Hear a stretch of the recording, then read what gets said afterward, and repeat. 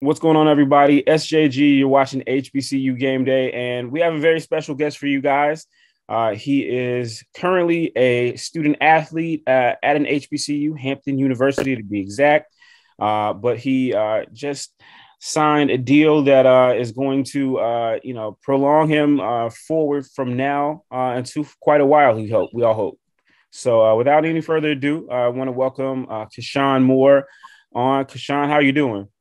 I'm doing pretty good. How about you? Doing well, doing well. Happy to be here. Happy to get a chance to chat with you. For those who don't know, Kashawn has just become the first, and at this point, the only HBCU athlete that has signed an NIL deal. That's name, image, and likeness. For those of you who've been under the rock the last year, he's the only one who's got a deal like that with the WWE. I'm going to give him a chance to explain more, just on the surface level about what that deal is and what it entails for him as he moves forward, as he's continuing his career this year as a Hampton University linebacker as well. Yes, I'm Keyshawn Moore. Like you said, I'm a student athlete here at Hampton University. I play football here, and kind of what the deal entails. So they have a program, so they're trying to find like future like wrestling like superstars and things like that. And with me being part of the second class, everything is still fairly new to both parties. But they're trying to kind of get more athletes into WWE and things like that. And I think going after student athletes is a great opportunity for not only us but for them as well, because they'll be getting a lot of people who are used to like hard physical conditions and things like that. So I think it's kind of an interesting like market niche, I guess, if you will, for them to, kind of select who they want to pick as well.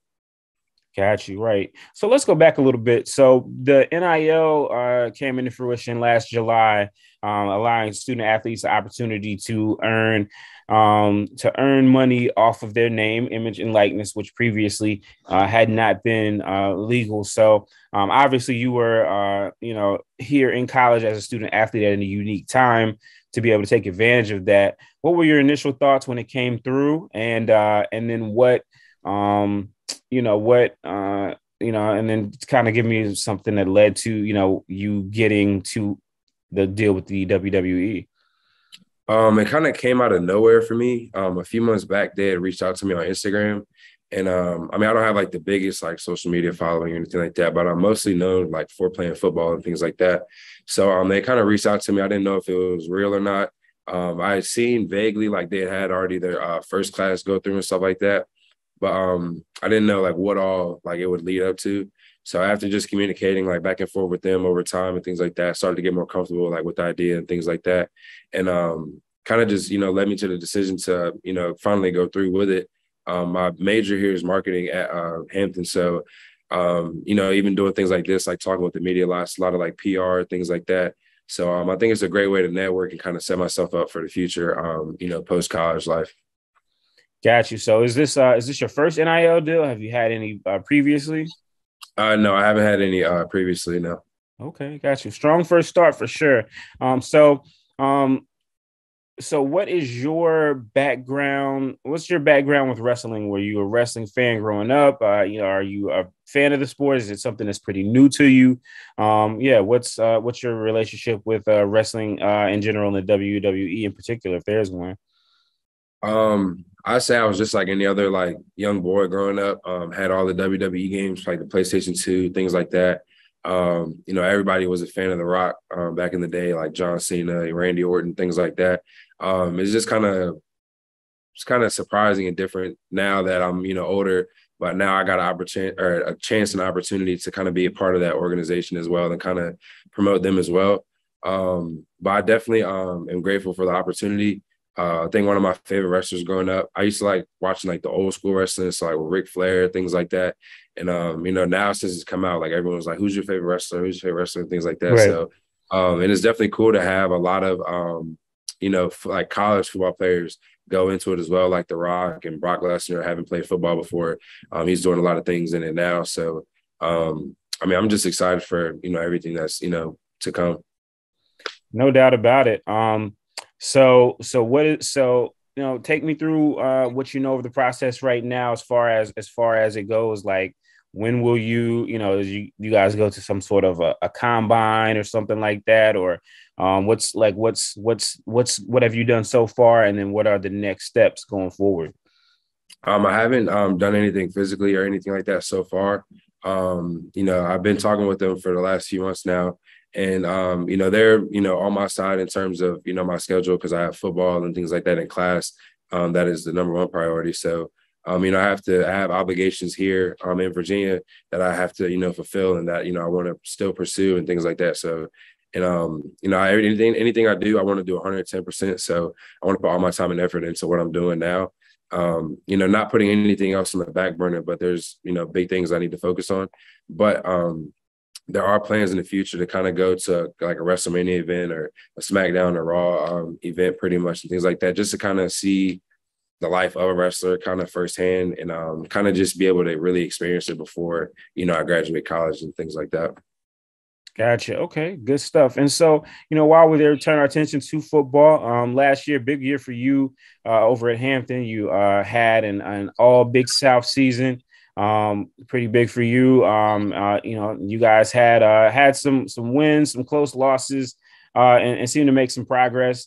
Just talk about how you got to Hampton University first, and then we'll get to the football.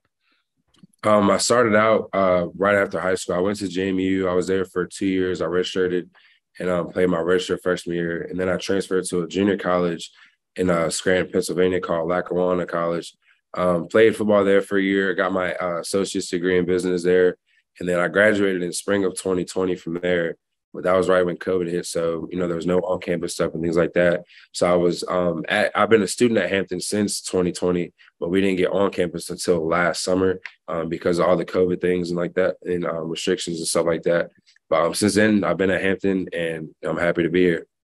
No doubt about it. And, I was going to ask sitting out that year, Hampton sat out most of athletics, football in particular. How did that help you or shape you or maybe help, you kind of prepare for life outside or after football? It made me, appreciate the game a little bit more. It gave me a year to, mature like physically and mentally and things like that. So I think it was kind of a good year also with school as well. I would talk to old teammates of mine and things like that, and they'd be talking about how like it sucks not playing and stuff like that. But even if you have a redshirt year, it gives a lot of people the opportunity to get a master's while still under scholarship and things like that. So I think it was a kind of a blessing in disguise for a lot of people, just because you can get like 2 whole degrees, like 2 bachelor's degrees or a bachelor's and a master while still playing your college sports. So I think that extra year of education, it definitely helped me out a lot. And I think it probably has helped a lot of other athletes as well. So I think it was, a blessing to some people, a curse to others. But I think at the end of the day, I always looked at the opportunity of getting more schooling done during that time. No doubt about it. And you guys, again, last year, up and down season 5 and 6, I got a chance to catch you guys in person at the Battle of the Bay game. That was a great game. It was fun to watch. Maybe as a defensive player, it's probably a little bit more than you guys wanted to allow. But, you guys got some wins, knocked off North Carolina A&T and things like that. This year you guys are moving to a new conference, moving to the CAA, a lot of action there. But before you get to that, you guys got some HBCU games, some rivalry games, get a chance to take on Howard University, get a chance to take on Tuskegee University and Norfolk State. As a 757 guy, I know that Norfolk State rivalry probably resonates with you a little bit, but just talk about your feelings about the season upcoming and where you guys are going. I'm super excited. I think having the Howard game here at Hampton would be kind of big for both schools. Coming into Hampton, I'd always heard about like the Battle of the Real HU and things like that. It's kind of like a historic game. So I think having it here this year, especially for my last year playing here, I think it'll be really big. I think it'll be probably a packed house when we do play Tuskegee. I think that'll be a great game as well. There's got a lot of history between our school and their school, if for those who don't know. But and then the Norfolk State game, that's like a crosstown rival pretty much. Those games are always exciting. A lot of our players, like myself, we know a lot of the players on their team as well. So that's always a good back and forth game and kind of bragging rights for a whole year. Um, then going into conference play in the CAA, coming from JMU, having played in the CAA, I kind of know, a little bit about the teams, maybe more so than some of my teammates. But I mean, at the end of the day, to me, it's just football. It's all football. Football is the same. You still want to put in a lot of the same hard work in the summertime, during camp, things like that, to get physically and mentally ready. But it is definitely a big step for the school as well, because we are the highest, level playing HBCU, like no other HBCUs in a conference like the CAA, who currently always have people ranked and going in the playoffs every year. So I tell a lot of the guys on the team that, like, we're playing like the biggest schools, like HBCUs, like we'll play, throughout the entire year. So I think it's great for the school. Definitely help get our name out there. Definitely help with recruiting and things like that. And I think it'll just be great for the players as well. Gotcha. So yeah, we just did our poll. You guys finished just right outside the top 10. I will say I put you guys in my top 10. But obviously that's there's some things to play before then. But before we get you out of here, let everyone know where they can follow you on social media, so that they can keep up with you as you do this last year at Hampton, and then whatever may lie beyond it, whether it's the NFL or with the WWE. So my Instagram tag is Keyshawn Lancemoore, KESHAUN LANCEMOORE. And then my Twitter handle is Keyshawn Mo, KESHAUN, and then MOE, no spaces, and no capitals under those.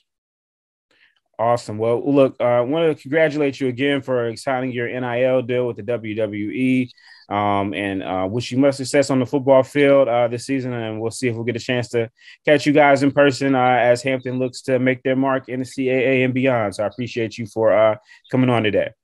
Thank you. I appreciate you reaching out to me. Yes, sir. Yes, sir.